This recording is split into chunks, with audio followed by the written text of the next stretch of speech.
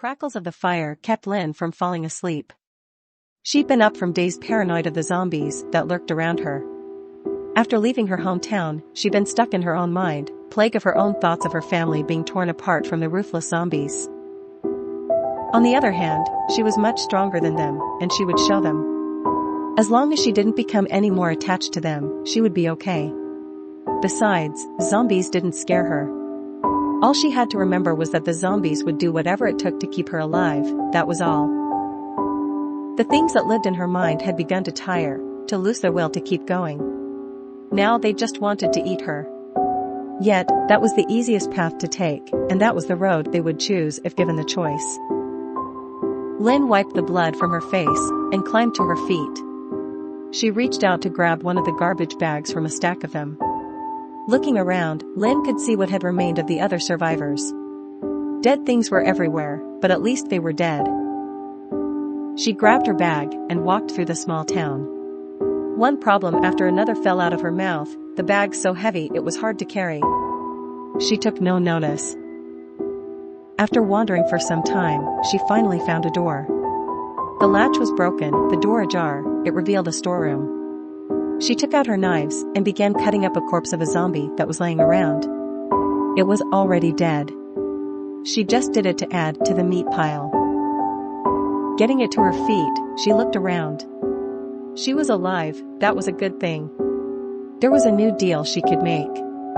If no more zombies were around, she would continue her work.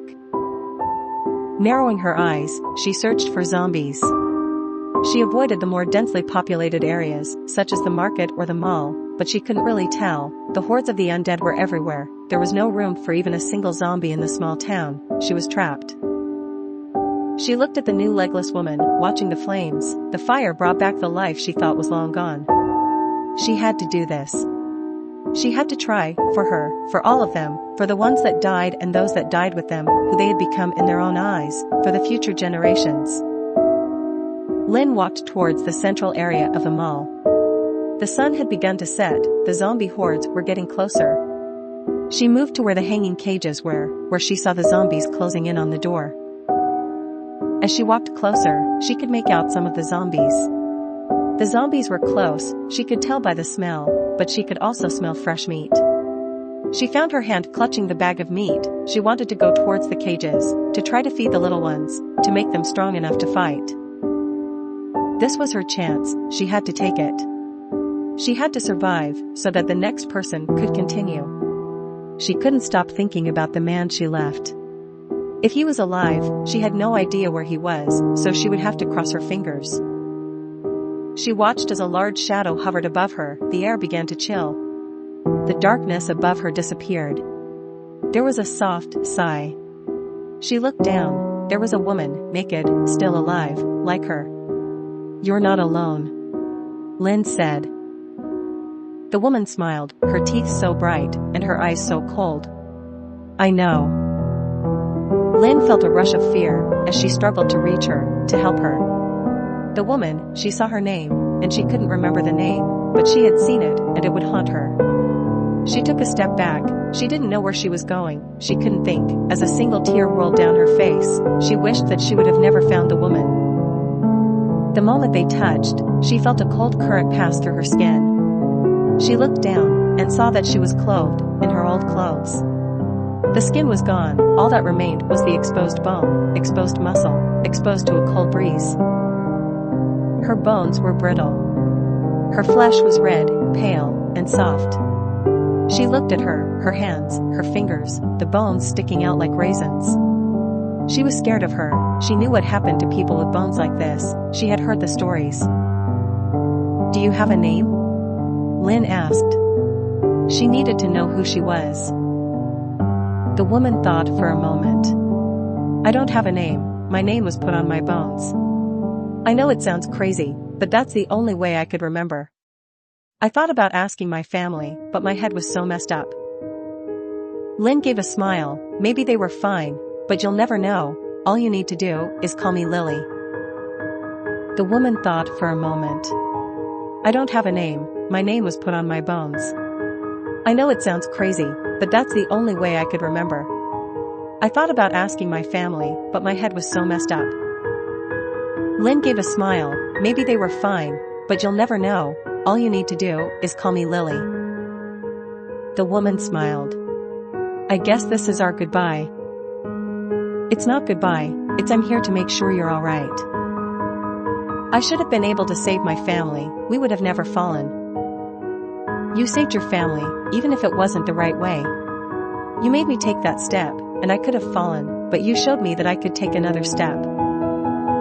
Lynn knew she was going crazy. I could have fallen. You saw me fall. You didn't fall. I was here to see you. You were holding your bag of meat, and I was here to help you, and that's how we found each other. That's how we survived. You're alive, and I'm alive, and I couldn't be happier. I'm alive, and my legs still hurt.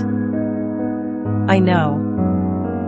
They stood in silence, looking at each other. Then, the woman broke it. I have to go, and I'm sorry, I couldn't save my family. The wind began to blow harder, the sky had started to turn orange, the light in the center was almost gone, but they hadn't reached that point. Please don't go, Lynn said. The woman didn't say anything. She walked to the woods and started to walk. She didn't look back, and when she looked up, she was gone. The wind blew harder, and a light snow started to fall. It was cold, and cold things were coming.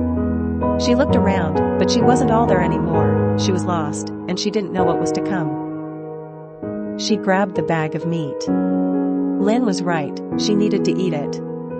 She had been walking for so long, she couldn't feel her legs, and she needed something to eat and go to sleep. She couldn't sleep, she didn't know what had been happening. Then, she heard the sound of the zombies, but they weren't following her. They were following her friends. They were here, and they were hungry, but they wouldn't hurt her. She was going to save them, they were going to eat the flesh, the rotting flesh, but the zombies weren't here, they weren't following her. She started to feel awfully weird. She couldn't stop thinking about flesh. What's wrong with me? Did the meat she grabbed was rotten? She was panicking, she had to think the past few hours. Zombies didn't pay attention to her, they kept on walking away like she was one of them. The next 30 minutes, she fell ill. She felt her body temp start to rise. She felt weak and her breathing started to get shallow. She attempted to find a safe place so she can fall relax. But in Lynn's mind, she can only think about sinking her teeth in warm, bloody, tasty flesh. She attempted to get up, but her legs failed her and fell back down. She moved her body around to get comfortable as the infection rages through her body. Before she loses unconsciousness, her last thought was, I'm sorry for everything, I wasn't strong enough. Please forgive me, Mom, Dad, brother, and Sissy.